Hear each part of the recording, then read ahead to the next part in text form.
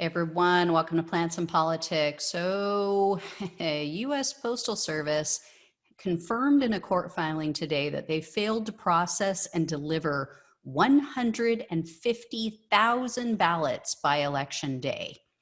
12,000 of those ballots happen to be from 5 of the states that right now are hanging in the balance. To make matters worse, those numbers are expected to increase as the USPS releases additional data over the next several days. So while some states do allow for the counting of ballots that are at least postmarked by Election Day, but may take another day or a few days to be received, others require that the ballots actually reach election officials by the day of the election. This means that thousands of those votes will not be counted in some of these states where Biden and Trump are running neck and neck.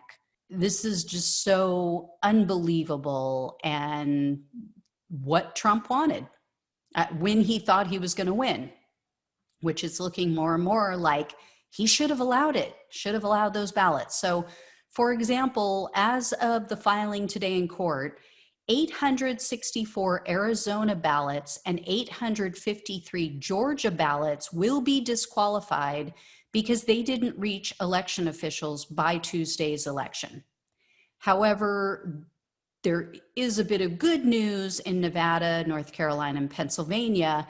Thousands of ballots were discovered there, and they will still be counted because, one, they were discovered in time and they were postmarked by November 3rd, I should say, in enough time to be delivered. They have to be delivered, I believe it's by tomorrow. If votes in this presidential election remain razor thin as they are right now, these Postal Service failures could become a major issue. This could result in legal action, especially since it was perfectly obvious to anyone who wasn't a partisan hack that Trump installed his donor, Louis DeJoy, who's also a Republican donor, a huge Republican donor and fundraiser, to run the United States Postal Service this year. And he quickly began dismantling the entire institution. You know, he removed 15% of the mail sorting machines. He cut back on delivery hours. Right after he took his position, first-class mail just fell off a cliff. I mean, people were waiting for their medications for weeks. It was absolutely ridiculous. And then, of course, Trump gave away the ballgame. He went on Fox and Friends back in March, and he admitted that he didn't like parts of what the Democrats had proposed in their stimulus bill because it protected voters. It protected the mail system, and it would help people. In fact, here's a direct quote. Trump told the hosts of Fox and Friends, quote, "They had levels of voting that if you agreed to it, you'd never have a Republican elected in the country again." Oh, you mean that when you allow the people to choose, they choose not to elect Republicans because they have archaic ideas, regressive ideas on what should be going on in our country? That's called democracy, guy. So this was telegraphed, it was implemented, this is the way he wanted it.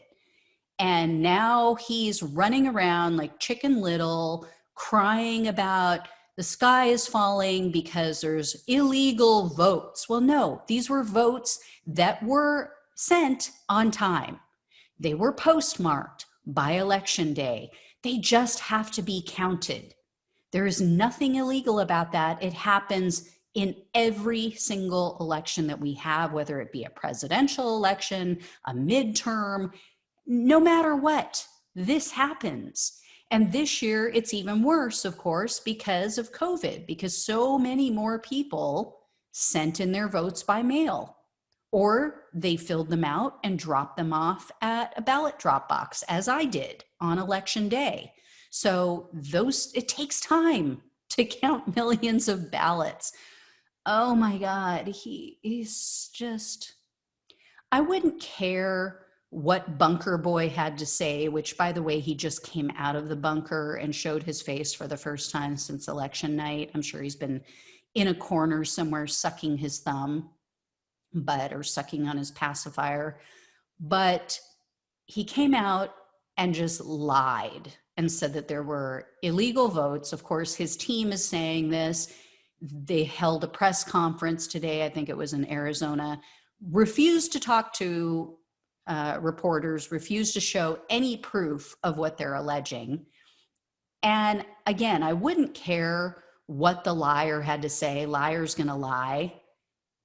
Liars lie. That's what they do.